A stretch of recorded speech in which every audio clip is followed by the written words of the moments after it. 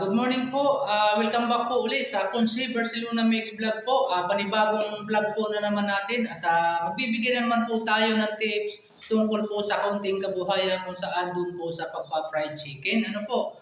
Ang akin naman pala ang ituturo ngayon o magbibigay ng tips dun po sa mga nagpa-fried chicken. Paano po ba tayo magpapatinda ng ating fried chicken na sa ibang tao? Ang diskarte po ay ganito ang tips ko po. Ayon po sa aking karanasan. 4 years na po akong nagpa-fried chicken. Ang ano lang po, ang kaibahan lang po sa pagtitinda, nandito po ako nakabase kung saan nandito sa Oriental Mindoro. Ibig sabihin po, nasa province po ako. Pero yung aking karanasan po ay gusto ko rin ma-share po sa mga gustong mag-fried chicken. Ito po ang aking karanasan, ituturo ko po sa inyo. Kung gusto nyo po na hindi po kayo ang magtitinda, kung kayo po sadyang may trabaho at gusto nyo patinda sa iba, ang tips po na ituturo ko po sa inyo, ang fried chicken po natin, kung inyo po siyang bibilhin, titimbangin po ninyo, siyempre, at siyempre alamin kung magkano ang presyo.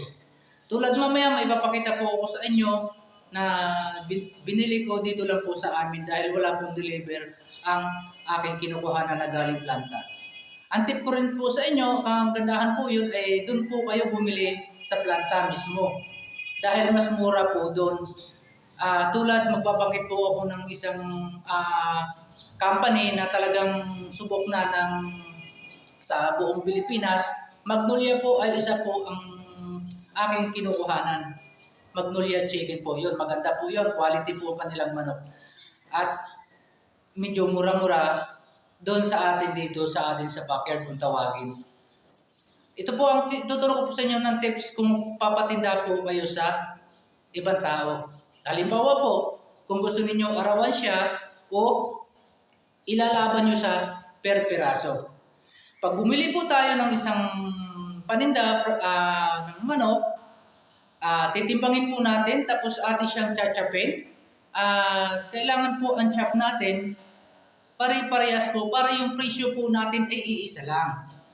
Para po, pagdating po na ipapatinda po ninyo sa inyong nakuhang tindira o tindiro, bibilangin po ninyo kung ilang piraso yung na-chop na manok. Halimbawa, mamaya papakita ko sa inyo, bumili ako 10.170 grams, 10 kilos at 170 grams, ay ginayat ko siya, lumabas siya ng 101 piraso. Ibig sabihin sa suma total, naging 1,000 grams ang isang gayat.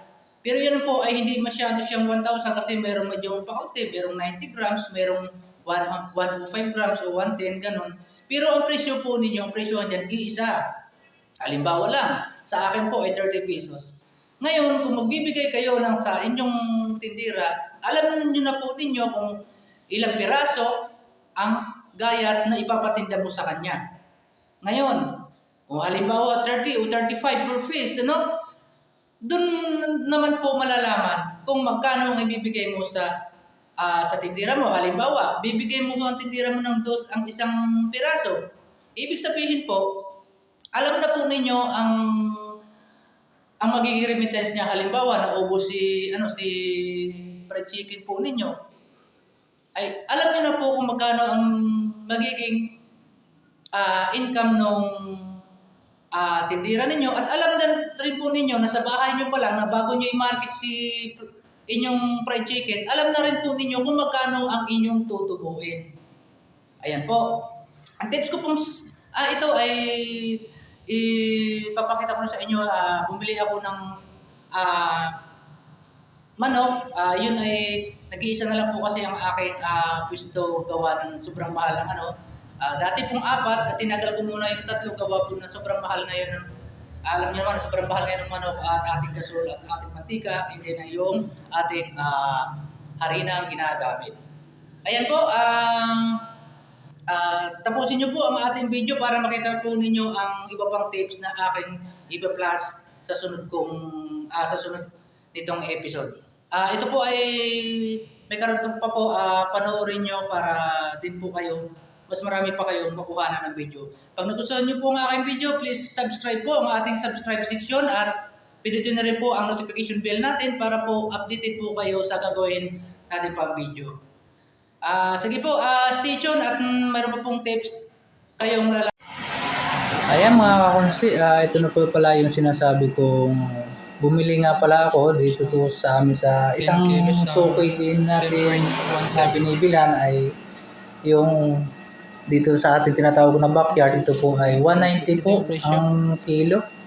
Medyo may kamahalan nga po. At ang timbang po natin ay 10 kilos and 170 grams.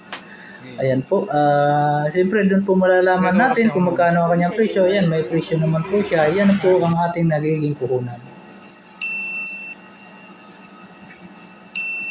Ayan, dito naman po tayo sa paggagayat. Ano po? Ito pong tips, ito po napakahalaga din po ito. Ang pagtatagtad natin sa ating chicken. Para po ang ating pagtatagtad po ay pilitin po natin na halos magkasing laki lamang po ang ating FC o magiging fried chicken natin. Para po kasi pag tayo magpapatinda sa atin sa mga tao na kung meron tayo bang gagawin, alam po natin ang presyuhan. Ang presyuhan po natin yung inuulit ko nga ay 30 lang, nasa sa inyo po yun. Kung alam po naman sa inyo medyo mabilis ang inyong fried chicken, nasa sa inyo po yan. Doon nyo po malalaman pagdating na po kayo sa market. Kung mabili talaga ang ating FC, baka din natin video dagdagan natin na konti. Pero ang mas maganda po ay affordable ang ating fried chicken. Ayan nga po, aka na nga po siyang hinuhugasan at yan po ay binibilang na rin po yan para alam na po natin ang ating fried chicken kung ilan ang lalabas doon sa 10 kilos and 170 grams. Ayan po, siyempre diretso po tayo sa drain, doon sa i-drain natin doon sa tray. Ayan po, tips din po, bumili kayo ng tray na huwag naman butas-butasan po para pagpaitindi po ninyo habang dinidrain ay hindi siya madudumihan ang ilalim. Ayan po, ang sinasabi ko nga po, napaka-bliss po ang nauhan, gawa po ng tubig, free flowing po yan na hindi po namin binabayaran. Pero tuloy-tuloy po ang ating tubig kahit hindi siya ginagamitan ng makina. Ayan nga po, so sana po huwag kayong manawa sa panood ng ating video para marami pa po kayong tips na alam. Yan po ang liig po yan. Hindi kung tawagin po dito. 15 pesos naman per each po aming bintaha sa neck fried po yan. Ayan. Yan, medyo kalaki din sa affordable din po siya sa ating mga mamimili. Ayan. Balik po tayo sa puhugas. Hindi pa nga po tapos siya. At yan po ay lumabas po nga ito ng 101 pesos yung ating FC. Doon po sa 30 pesos, yan po ibig sabihin sa sumatungkol 3,030 pesos ang ating pinagbintahan doon sa ating 10 kilos and 170 grams. Ayan po, sa next po natin ay ito po sa pag-marketing naman. Ayan, nandito na po tayo sa market. Ayan po, medyo alalay lang po ang aming pagluluto at sa amin po dahil ito po ay ilang oras lang po kami tindahan. Open po ang aming tindahan. Ayan po kung tawagin.